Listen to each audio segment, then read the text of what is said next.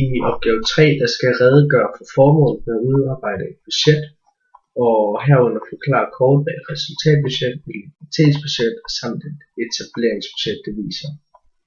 Et budget det er en økonomisk vurdering af virksomhedens eller de handlingsplaner virksomheden har for en bestemt periode.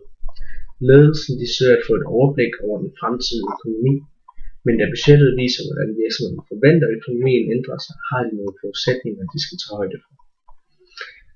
En virksomhed kan benytte et budget ud over den økonomiske del.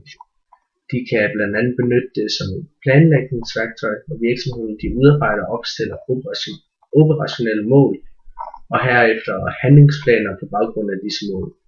Dette gør virksomheden for at sikre ledelsens mål og politikker de gennemføres.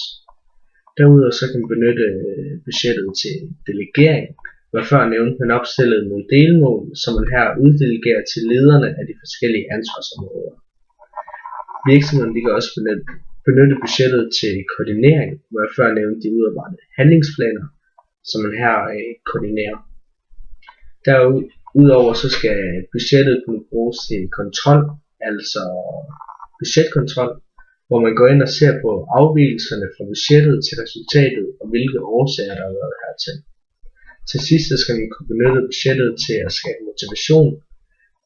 Dette skal forstås som, hvis man inddrager medarbejderne i beslutningsprocessen for budgettet, så kan de føle større ansvar for at realisere disse mål. Et resultatbudget, det laver man ved indgangen af hver år, hvor man opstiller de forventede indtægter og udgifter for det kommende år. Et likviditetsbudget, det viser de forventede ind- og udbetalinger samt likviditetsvirkningen. Og man går altså ind og ser på, om man kan betale ens udgifter, når de forfalder.